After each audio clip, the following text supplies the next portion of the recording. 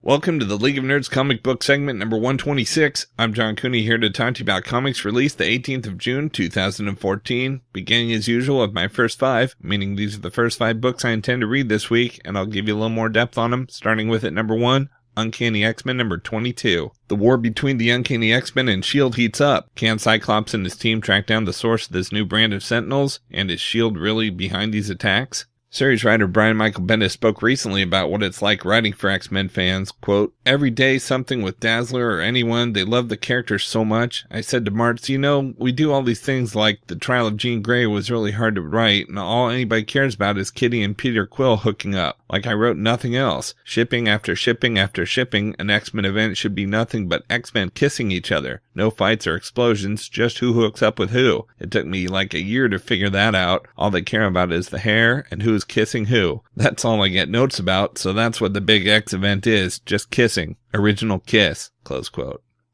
At number 2, we've got Daredevil number 4. The Owl is back, but he's not working alone. Watch as the Daredevil team permanently redefines one of DD's oldest foes, deadlier than ever. Plus, whatever happened to Foggy Nelson?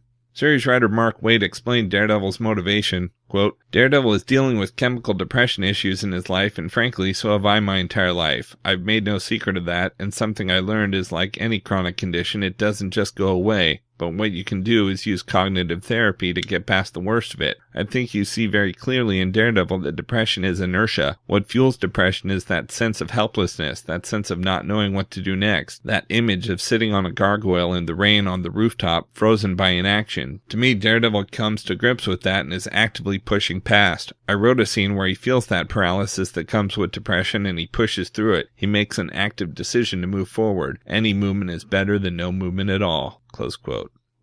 At number 3, we've got Elektra number 3. The seductress of the Psy makes the hunt look easy, but this might be one quest Elektra's not prepared for. Further plunging into the deep crevices of the Marvel Universe, her quest for Cape Crow becomes murkier, as the hit is not what it seems. Will Elektra do what she's never done before and protect the Mark? Series writer Hayden Blackman shared his feelings about the book. Quote, "I'm extremely excited about the series. Elektra is a complex character who's still searching for her identity and purpose. My goal is to put Elektra into new situations facing terrifying enemies and hard moral choices she hasn't encountered before, all the while exploring her evolving motives and personality." Close quote. Series editor Sana Amanat adds, quote, "Elektra sets off on a treacherous trek through the far corners of the Marvel Universe on a mission of salvation. For the first time in her life, she must protect instead of kill, in the hopes of finally expelling the demons that have terrorized her for so long." Close quote.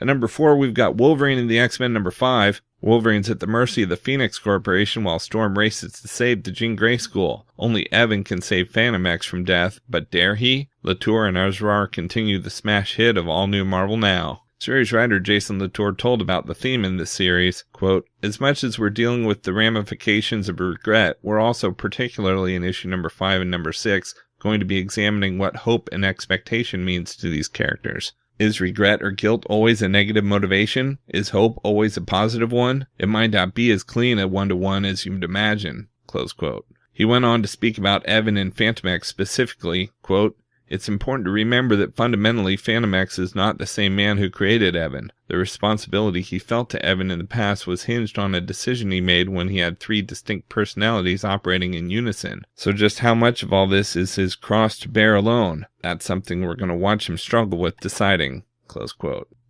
And at number 5, we've got Batman and Ra's al Ghul number 3. The hunt for Robin concludes. Batman is caught up to Ra's al Ghul, and the battle for the bodies of Talia and Damian begins. Series writer Peter Tomasi responded to a question asking if he intended to write the series this long without Robin. Quote, "Yep, it's been my master plan since taking over the book with Mr. Pat Gleason when the New 52 started. I still have lots of story to tell, and I'm looking forward to seeing my vision through. When all is said and done, I expect my run on Batman and Robin, along with a couple upcoming very special extra-sized issues by a very special artist, will, in the end, feel like a massive Uber arc that I'm hoping readers feel took them on a personal and emotional journey that focused on the characters they love." Close quote.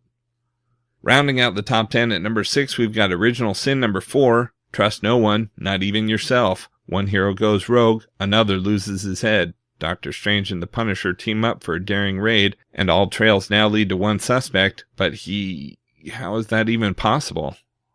At number 7, we've got Silver Surfer number 3. Any old heroes can save the day. The Surfer and Dawn are out to save the day after. As everything goes kablooey, find out why the fate of every possible tomorrow rests in a wind-up toy monkey. No, really, one of those creepy things with the symbols. Also out for 48 years in comics, one of the most underappreciated characters in the entire Marvel Universe finally gets a name. Have your handbooks ready. At number 8, we've got Nova number 18, with the original Sin solicit, Everybody Has One. At number 9, we've got Magnus Robot Fighter number 5, The Swarm, a robotic collective that devours metal and recombines into modular monstrosities. They can't be destroyed, they cannot be stopped, but screw it, Magnus is going to try to punch him anyway. It's the action-packed end of Arc 1 by Fred Van Lent of Conan and Corey Smith of Fathom. And at number 10, we've got Alex plus Ada number 7. As an android, Ada struggles with keeping a low profile. Alex takes a risk to help her. For the best of the rest from DC Comics, we've got Batman Eternal number 11, The Trial of Jim Gordon begins. Next we have Harley Quinn number 7, Welcome to Ladies' Night, where Harley gets her butt kicked by Big Bertha Bensonhurst at the roller derby, starts a massive bar fight, and teams up with Poison Ivy to find out who hired all those pesky assassins. And we've got New 52, Future's End number 7. The two halves of Firestorm encounter big trouble, some personal, some potentially deadly, and Plastique comes face to face with the DC Universe's horrifying future. From Marvel Comics, we've got Avengers number 31, Original Sin tie-in. Propelled 50 years into the future, the Avengers come face to face with the legacy of their actions. Next we have Avengers World number 8. The City of the Dead prepares to rise. Only Night Mask and a group of lost heroes can save us.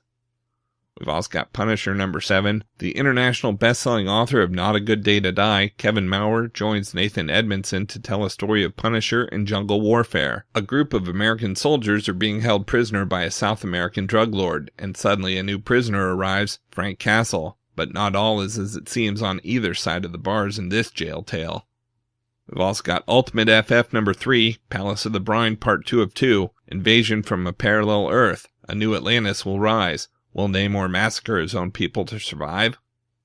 And we've got X-Men number 15, a generational saga/war unfolds, mothers and daughters, fathers and sons, and one poor mall rat named Jubilee caught in the middle. The Jean Grey School has always been a school. Is it time to become an army, or will their differences prove their greatest asset?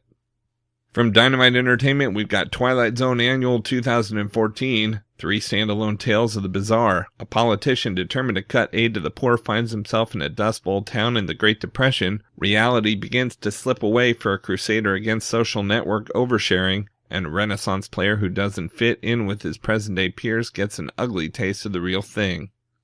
From IDW Publishing, we've got Star Trek Harlan Ellison's The City on the Edge of Forever, the original teleplay number 1 of 5. For the first time ever, a visual presentation of the much-discussed, unrevised, unadulterated version of Harlan Ellison's award-winning Star Trek teleplay script, The City on the Edge of Forever. This Hugo and Writers Guild of America award-winning teleplay has been much discussed for decades, but only here can you see the story as Mr. Ellison originally intended.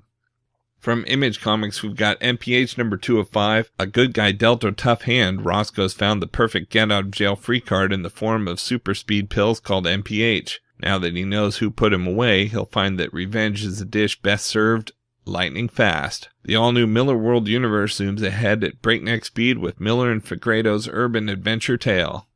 And we've got Savage Dragon number 195. It's hard enough being a 17-year-old kid, but when you're juggling schoolwork, dating, and a deadly menace hellbent on leveling the city of Chicago, well, you've just entered the world of the all-new, all-different Savage Dragon. Malcolm Dragon is on the run, and his girlfriend Maxine Lai is caught in the crossfire.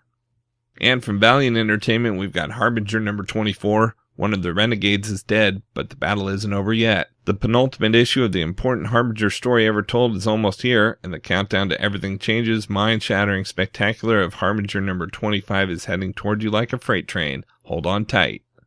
Out in trades from DC, we've got Before Watchmen, comedian Rorschach trade paperback. Writer Brian Azzarello brings his gritty, nuanced storytelling to these two unforgettable characters. Comedian, featuring art by J.G. Jones of Final Crisis and Wanted, plants the famed war hero within the context of modern American history as we discover the role he played in the Vietnam War and the Kennedy assassination. In Rorschach, Azzarello teams with artist Lee Bermejo of Joker and Luther to show how one of the most dangerous vigilantes the comics world has ever seen became even darker. Collects Before Watchmen Comedian 1-6 and Before Watchmen Rorschach number 1-4.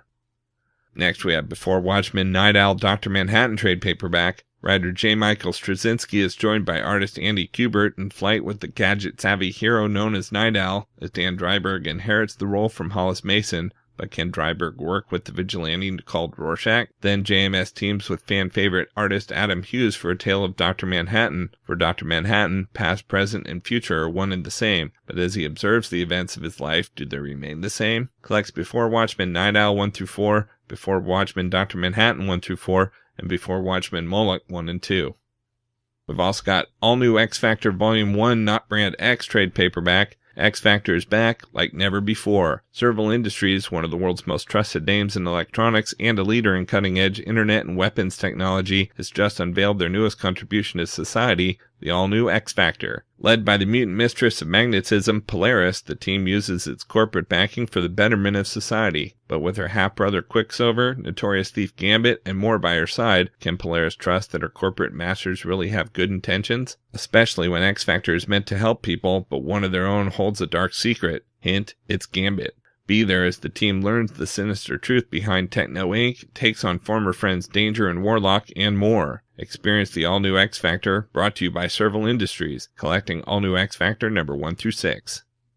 And we've got Superior Spider-Man Volume 6 Goblin Nation trade paperback. Since the start of Dying Wish, it's all been building to this. The so-called Superior Spider-Man has failed. The Green Goblin has taken control of New York's underworld, and it's all Otto Octavius' fault. Now it's his responsibility to take the Goblin down. Win or lose, this will be Otto's greatest battle. But as Phil Urich faces his last temptation and the members of the Spider Slayer Squadron find themselves drafted into the Goblin Nation, Otto must weather a vicious assault on Spider Island. And as the Goblin consumes New York in all-out war, Otto crosses a line he simply cannot uncross, and a hero is reborn. The grand finale of the Superior Spider-Man saga is here, because there's only one man who can bring down Goblin Nation, and his name is Peter Parker, collecting Superior Spider-Man 27-31 and Annual number 2. Okay, so that's just a few of my favorite books out this week. There's still plenty of others available, and I broke out all the Marvel titles this week in their own video, as well as a separate video for all of DC, and even a video with the top independent publishers, and you can find them all on my YouTube channel at he'sgotissues.com. And we'll also have links up on the leagueofnerds.com, our Facebook page, so be sure to like us there too. And of course, you can follow everything I'm reading on Facebook, Pinterest, Tumblr, or Twitter. You can find links to everything in the About section at he'sgotissues.com. And a reminder that both He's Got Issues and the League of Nerds are proud members of the Comics Podcast Network. So until next week, I'm John Cooney, and I've got issues.